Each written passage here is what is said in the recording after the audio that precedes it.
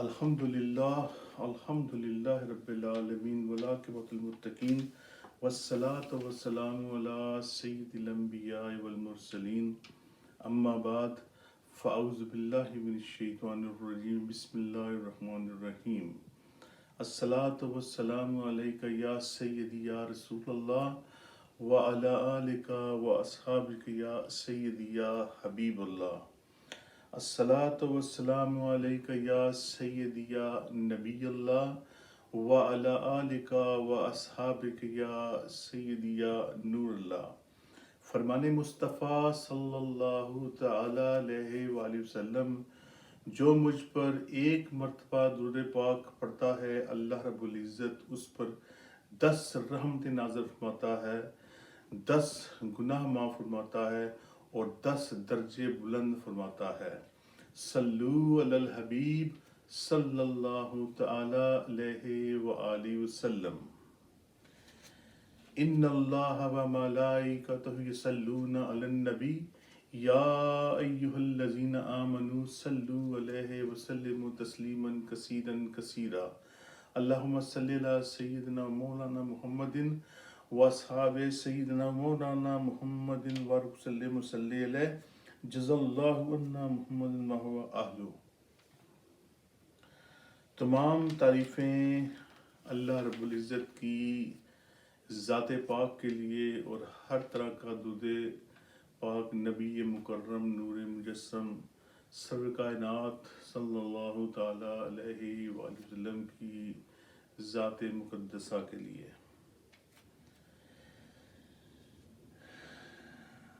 میرے بہت ہی عزیز سامعین، ناظرین، دوستوں، بھائیوں، السلام علیکم ورحمۃ اللہ وبرکاتہ۔ قال اللہ تبارک و تعالی فی القرآن المجید والفرقان الحمید لن تنالوا البر حتی تنفقوا مما تحبون وما تنفقوا من شیء فإن اللہ بہ علیم۔ صدق اللہ العظیم وصدق رسولہ النبی الکریم۔ میرے عزیز دوستو، ابھی آپ کے سامنے مجھے ایک بہت ہی مقدس آیہ مبارک کی تلاوت کی سعادت حاصل ہوئی۔ میرے پڑھنے میں اگر کوئی غلطی ہو گئی ہو تو اللہ رب العزت معاف فرمائے۔ بہت ہی پیاری آیت ہے اور یہ سورہ ال عمران یعنی چوتھا پارہ جو ہے اس کی پہلی آیہ کریم ہے، آیت نمبر 92۔ اس میں اللہ رب العزت فرماتا ہے لن تنالوا البر حتی تنفقوا، تم ہرگز بھلائی کو نہ پا سکو گے جب تک راہ اللہ میں خرچ نہ کرو۔ اصل میں اس آیت میں بھلائی سے مراد تقوی اور فرما برداری اور خرچ کرنے کے بارے میں حضرت عبداللہ بن عمر رضی اللہ تعالی عنہما نے فرمایا کہ یہاں خرچ کرنے میں واجب اور نفلی تمام صدقات شامل ہیں، اور حضرت امام حسن بصری رحمۃ اللہ تعالی نے فرمایا جو مال مسلمانوں کو محبوب ہو وہی رضائے الہی کے لیے خرچ کرنے والا ہو اور اسی میں افضلیت پائی جاتی ہے، چاہے آپ اللہ کی راہ میں ایک کھجور ہی کیوں نہ صدقہ کرو۔ راہ اللہ میں ہم مختلف چیزیں، مختلف صدقات و خیرات کرتے رہتے ہیں، لیکن یہاں یہ مراد لی گئی ہے کہ اگر آپ اپنا سب سے پیارا جس چیز سے آپ کو سب سے زیادہ پیار ہو، اگر وہ اللہ کی راہ میں خرچ کرو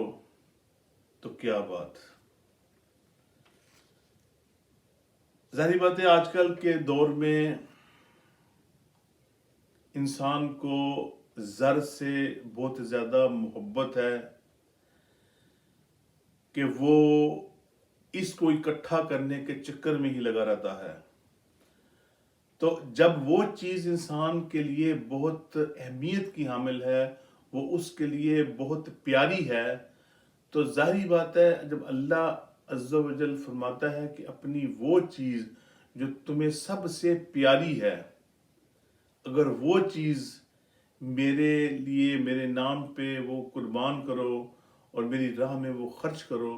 تو اس کا میں تمہیں زیادہ اجر دوں گا۔ تو اور ہمیں چاہیے کہ ہمیں اللہ رب العزت کی راہ میں زیادہ سے زیادہ خرچ کرنا چاہیے۔ اگر آپ کی توفیق ایک کھجور کی ہی کیوں نہ ہو، جیسا کہ حضرت حسن بصری رحمۃ اللہ تعالیٰ نے فرمایا کہ اگر آپ کے پاس ایک کھجور ہی ہے اور وہ آپ کو بہت زیادہ عزیز ہے، وہ آپ کے لیے بہت اہمیت کا حامل ہے، تو اگر وہی آپ ایک کھجور اللہ کی راہ میں خرچ کر دیں گے تو اس کا اجر عظیم آپ کو بہت زیادہ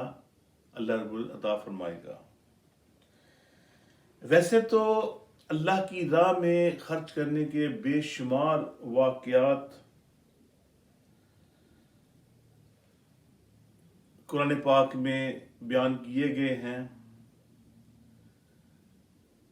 جیسا کہ یہ واقعہ آپ نے سنا بھی ہوگا، پڑھا بھی ہوگا۔ حضرت طلحہ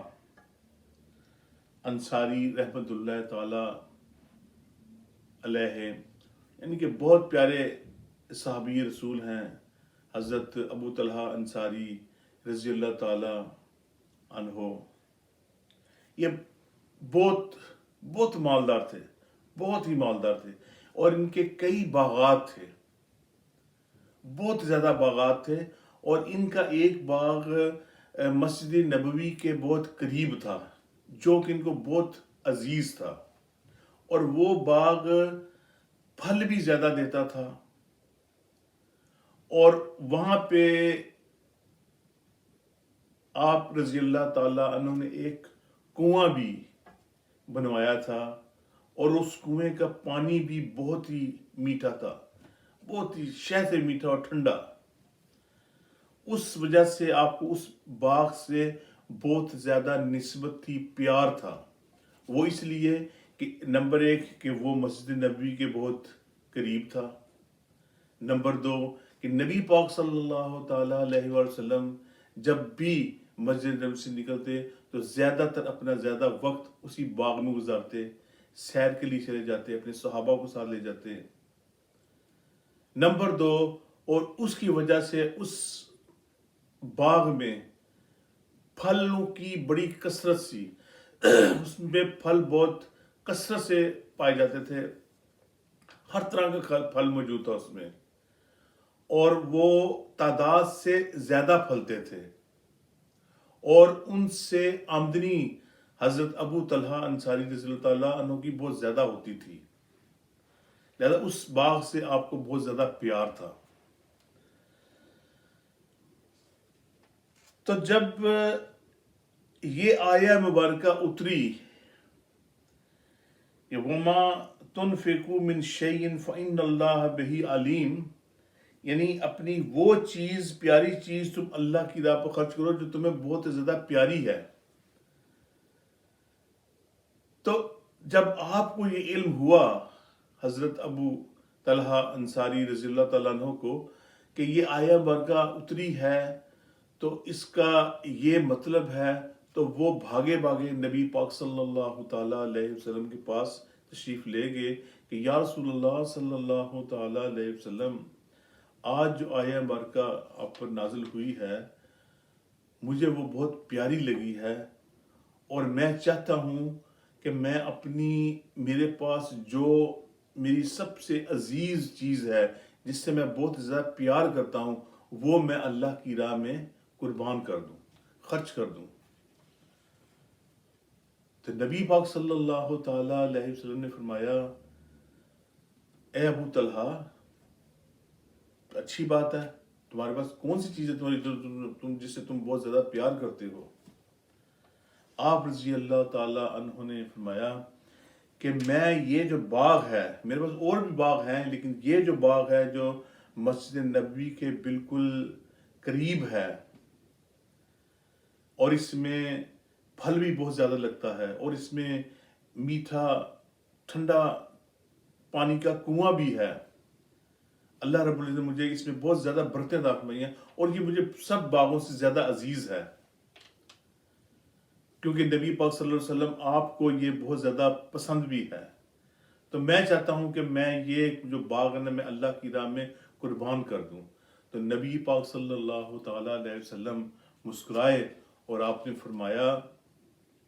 اے ابو طلحہ، ٹھیک ہے، تم اس کو اللہ کی راہ میں قربان کر دو۔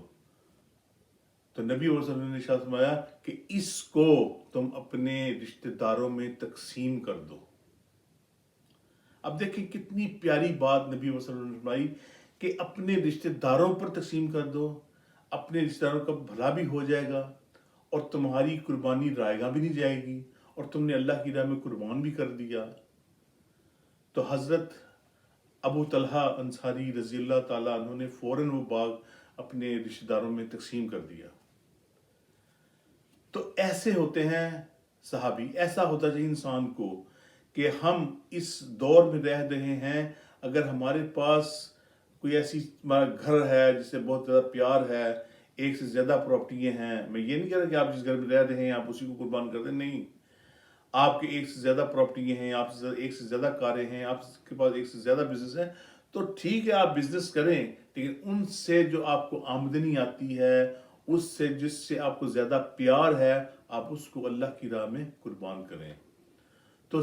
یہی ہمارا ایک سبق ہے آج کا، کہ اگر ہم اللہ کی راہ میں اچھی سے اچھی چیز قربان کریں گے تو اوبیسلی اس کا ریٹرن ہمیں بہت اچھے طریقے سے ملے گا۔ دیکھیں آپ سجدہ کرتے ہیں اللہ تعالیٰ کے حضور، تو آپ کتنی اچھے آسان طریقے سے سجدہ کرتے ہیں، تو آپ کو جب آپ اٹھتے ہیں تو اللہ رب العزت کا کتنا اچھا پیارا اجر عطا فرماتا ہے، آپ کے دل کو سکون ملتا ہے، پیار ملتا ہے کہ آپ نے اللہ کی رضا کے لیے سجدہ کیا، اللہ کی خوشنودی حاصل کرنے کے لیے اپنے اللہ کی عبادت کی، کسی کو اس کے ساتھ شریک نہیں ٹھہرایا، کیونکہ جب نماز کی حالت میں ہوتا ہے تو وہ اللہ سے ڈائریکٹ باتیں کر رہا ہوتا ہے، اللہ کے ساتھ ڈائریکٹ گفتگو ہوتی ہے اس کی۔ تو قرآن پاک پڑھیں، اللہ رب العزت کی آیات بنی آنکھوں کو سکون پہنچائیں گی، دل کو تسکین دیں گی۔ بس مقصد یہی ہے اس کا کہ آپ تقوی والے بن جائیں، متقی پرہیزگار بن جائیں، اللہ کی راہ میں خرچ کرنے والے بن جائیں، اللہ کے مخلوق سے پیار کرنے والے بن جائیں، اللہ رب العزت کی نعمتوں کو چنیں اور گنیں، اور لوگوں کو بتائیں کہ میرے رب کائنات اللہ رب العزت کے کیا کیا تحفے دنیا میں موجود ہیں، اور وہ ہمیں کس کی وجہ سے ملے ہیں؟ وہ پیارے آقا صلی اللہ تعالیٰ علیہ وسلم کی وجہ سے ہمیں ملے ہیں۔ اگر نبی پاک صلی اللہ علیہ وسلم نہ ہوتے تو یہ کچھ بھی نہ ہوتا، یہ دنیا بنی، یہ کائنات بنی، ہم بنے، ہمارے پاس چیزیں، یہ سب پیارے آقا صلی اللہ علیہ وسلم کا صدقہ ہے۔ اللہ رب العزت ہمیں سن کر عمل کی توفیق عطا فرمائے۔ وآخر دعوانا ان الحمد للہ رب العالمین۔